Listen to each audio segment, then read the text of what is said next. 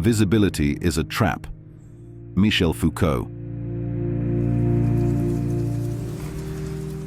Right now, you're changing your behavior because you think someone might be watching, even when no one actually is. You write that social media post differently because your boss might see it. You act more professional on video calls because they might be recorded. You drive more carefully when you see a police car, even when you weren't speeding. This isn't paranoia. It's how your brain has been programmed to work in a surveillance society. A French philosopher named Michel Foucault discovered something that will terrify you about modern life. You don't need to actually be watched to be controlled. You just need to think you might be watched. And here's what's disturbing. Every tech company, government agency, and workplace has figured this out. They've built a world where the possibility of surveillance controls your behavior more effectively than actual surveillance ever could. You're living in what Foucault called the Panopticon, a prison where you can't see your guards, but they can always see you. Except in this prison, you're both the prisoner and the guard, policing your own behavior 24/7 without even realizing it. The most insidious part? This invisible surveillance system doesn't just watch what you do, it changes who you are. Because when you constantly act like you're being watched, you forget who you actually are when no one's looking. Part 2. The prison psychology that controls everyone. Foucault discovered the perfect control system by studying an 18th century prison design called the Panopticon. Prisoners lived in cells arranged in a circle around a central guard tower. The guards could see into every cell, but prisoners couldn't see into the tower. The genius wasn't that prisoners were always being watched. It was that they never knew when they were being watched. So they had to assume they were always being watched. And they changed their behavior accordingly, even during the 99% of time when no one was actually looking. This is how you live now. Except instead of one guard tower, you have dozens of invisible watchers that might be monitoring you at any moment. Your phone tracks your location, purchases, and searches. Your car knows when and where you drive. Your smart TV watches what you watch. Your credit card records everything you buy. Your workplace might monitor your emails, keystrokes, and productivity metrics. But here's what's really twisted. Most of this surveillance is invisible, and you rarely know if or when you're actually being monitored. So, your brain assumes you're always potentially being watched. And just like those prisoners, you modify your behavior constantly based on invisible surveillance that might not even be happening. You don't Google certain topics because someone might see your search history. You don't post certain opinions because algorithms might suppress your reach. You don't visit certain websites because your internet provider might be tracking you. The surveillance doesn't need to be real to control you. The possibility is enough. This is why Foucault called surveillance the perfect disciplinary mechanism. It doesn't require force, violence, or even actual monitoring. It just requires the psychological pressure of potential observation. You become your own prison guard, constantly monitoring and adjusting your behavior to stay within invisible boundaries you're not even sure exist. Part 3. How social media turned you into a performance. Every social media platform is designed as a surveillance system that makes you perform a fake version of yourself for an invisible audience. Think about how you behave differently on Instagram than in real life. You curate your photos, edit your appearance, craft your captions to project a specific image. Not because you're dishonest, but because you know you're being watched and judged. But here's what's insidious. You don't know who's watching or when they're watching. Your posts could be seen by friends, family, employers, strangers, or no one at all. But you act like everyone important to you is always watching. So, you self-censor. You post the vacation photos, but not the anxiety attacks. You share the relationship highlights, but not the fights. You display the career successes, but not the failures and confusion. Over time, This performed version of yourself starts feeling more real than your actual self. You begin to internalize the character you play online. This is what Foucault predicted. When you're constantly performing for invisible watchers, the performance becomes your identity. You forget who you are when no one's looking because you've trained yourself to always act like someone's looking. But it gets worse. Social media platforms use this surveillance data to manipulate your behavior through targeted content and advertising. They watch what you click, how long you pause on posts, and what makes you engage. Then they feed you more content designed to keep you scrolling, clicking, and sharing data about yourself. You're not just performing for invisible watchers, you're being psychologically manipulated by algorithms that know you better than you know yourself. Every like, comment, and share trains the system to understand your psychological triggers more precisely. You're teaching machines how to control your attention and influence your decisions. The platforms profit from keeping you in a state of constant performance anxiety, always wondering how your posts will be received, always optimizing your content for maximum engagement from people who might not even be paying attention. You've become a performer in a theater where you can't see the audience, don't know if anyone's watching, but feel compelled to keep performing anyway. Part 4. The workplace watchers you can't escape. Your employer is watching you in ways that would have seemed dystopian just 20 years ago, and you've learned to accept it as normal. If you work remotely, software might be tracking your keystrokes, taking screenshots of your screen, or using your webcam to monitor your productivity. If you work in an office, badge scanners track when you arrive and leave, emails are archived and searchable, and internet usage is logged. But here's what's really controlling. You don't know exactly what's being monitored or how it's being used. So, you assume everything is being watched and modify your behavior accordingly. You stay online longer to appear productive. You send emails at weird hours to seem dedicated. You avoid personal websites during work hours even when you have downtime. You craft every message like it might be read by HR.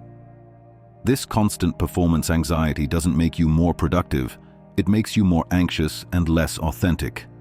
You spend mental energy managing your digital image instead of focusing on actual work. But the surveillance goes beyond your employer. Your credit score tracks your financial behavior.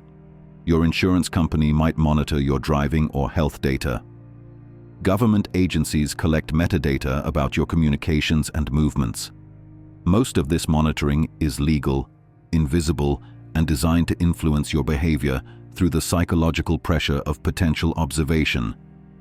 You drive more carefully when you think traffic cameras might catch you. You're more cautious about financial decisions when you remember credit scores. You self-censor communications when you recall that metadata is collected. The watchers don't need to actively monitor everything. They just need you to know monitoring is possible. Your brain does the rest, creating an internal surveillance system that controls your choices. This is Foucault's Panopticon perfected, a society where the possibility of being watched makes actual surveillance unnecessary because everyone polices themselves. Part 5. The self-policing you don't notice. You have an internal surveillance system running constantly in your head, and it's changing your personality without you realizing it. Notice how you act differently when you know you're being recorded versus when you think you're alone. The recorded version of you is probably more polite, more careful, more appropriate. But which one is the real you? Over time, the boundaries blur. When you constantly act like you're being watched, you start to lose touch with who you are when no one's looking. This shows up in subtle ways. You don't sing in your car when other drivers might see you. You adjust your grocery purchases because store loyalty cards track them. You choose different books at the library because checkout records might be saved. You modify your Google searches because the data might be used against you somehow. None of these individual behaviors matter much, but collectively, they're rewiring your personality to be more conformist, more anxious, and less spontaneous. You're training yourself to always consider how your actions might be perceived by invisible watchers who might not even exist. This is what Foucault called internalized surveillance. You become your own prison guard, constantly monitoring and correcting your behavior to stay within boundaries you're not sure exist. The psychological cost is enormous. When you can never fully relax into being yourself, you develop chronic anxiety about perception and judgment. When you constantly perform appropriate behavior, you lose touch with your authentic preferences and reactions. You start to feel like you're always on, always being evaluated, always needing to manage your image. This isn't living. It's performing life for an audience that might not be watching. But here's what's really disturbing. Companies and governments profit from keeping you in this state of self-surveillance. Anxious, self-monitoring people are easier to predict, influence, and control. They don't need to actively watch you if they can make you watch yourself. Part 6. The psychological prison you can't see. The most effective prisons don't have walls. They're built inside your mind through the constant possibility of surveillance. Foucault realized something that explains most of modern anxiety. When you know you might be watched, you never fully relax. When you might be judged, you never fully express yourself.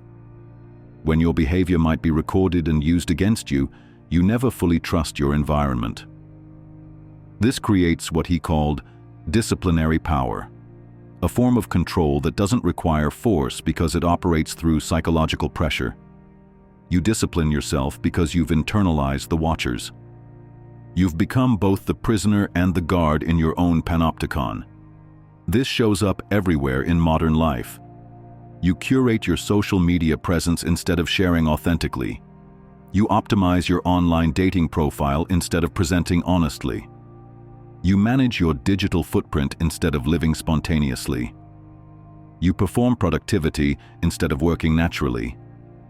Each of these behaviors seems rational individually, but collectively, they create a life that's more performance than authentic living. The psychological toll is severe. Chronic anxiety about perception, loss of spontaneity, difficulty accessing authentic preferences, and a sense that you're always being evaluated. You start to feel like a character in your own life instead of the author of it.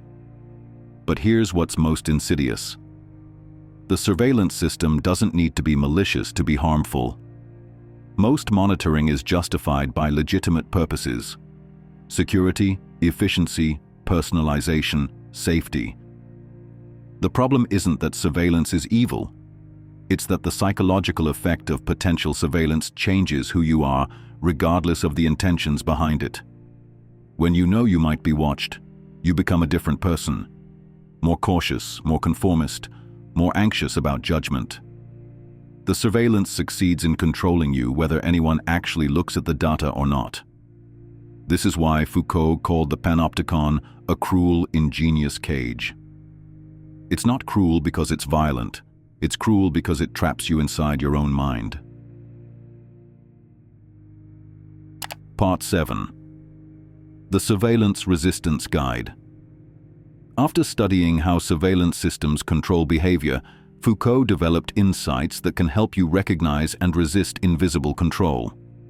You can't escape all surveillance, but you can stop letting the possibility of being watched control who you are. Here's how to maintain authenticity in a surveillance society. Create surveillance-free zones in your life. Designate specific times and spaces where you act without considering potential watchers. Turn off devices, go offline, and practice being yourself without performing for anyone. This is exactly why we created Keys to the Psyche, to help you develop the philosophical awareness needed to recognize when you're being psychologically controlled and the mental strength to resist it. Subscribe for more insights that help you think independently in a world designed to monitor and influence you. Notice when you're self-censoring or performing. Pay attention to moments when you modify your behavior because someone might be watching. Ask yourself, am I doing this because I want to, or because I think I should based on potential observation? Practice intentional authenticity in low-stakes situations. Gradually increase your tolerance for being yourself in public settings. Start with small acts of authenticity and build up your resistance to surveillance anxiety. Understand what's actually being monitored versus what you fear might be monitored. Research the specific surveillance systems you're subject to. Often, your behavior is controlled more by imagined surveillance than actual surveillance. Develop offline identities and relationships. Invest in face-to-face interactions and activities that don't generate digital surveillance data. Maintain parts of your life that exist outside monitored systems. Use surveillance awareness as a freedom tool, not a paranoia source. Understanding how you're being watched can help you make conscious choices about when to comply and when to resist, rather than unconsciously conforming all the time. Practice making decisions based on your values rather than potential judgment. When facing choices, ask, "What would I do if I knew no one was watching?" Then do that thing as long as it aligns with your genuine values. Build tolerance for being misunderstood or judged. The fear of negative evaluation is what makes surveillance effective. Developing comfort with disapproval reduces the psychological power of potential watchers. Remember that most surveillance is automated and impersonal. The watchers are usually algorithms and databases, not human beings making personal judgments about you. This can reduce the emotional impact of being monitored. The goal isn't to become paranoid about surveillance, or to eliminate all monitoring from your life. It's to recognize when the possibility of being watched is controlling your behavior and to make conscious choices about when to comply and when to resist. The Panopticon liberation Foucault's insight changes everything once you see it. The most effective control systems operate through your own psychology, not through external force. This means you can reclaim significant freedom by recognizing when you're self-policing and choosing to act authentically despite potential surveillance. It means you can stop performing a fake version of yourself for invisible watchers who might not even be paying attention. Most importantly, it means you can distinguish between reasonable caution about surveillance and psychological imprisonment by the fear of being watched. If this exploration has made you realize how much of your behavior is controlled by invisible watchers, that's exactly the beginning of freedom. You can't escape all surveillance, but you can stop letting it control who you are. The Panopticon only works when you don't know you're in it. Once you see the invisible prison, you can start finding ways to be free inside it. Subscribe now, because understanding how you deceive yourself about your choices might be the key to finally taking control of your life, and we will cover that in our future videos. Your journey toward authentic living starts with recognizing when you're performing for watchers who might not even exist, and once you see the performance, you can choose to stop it.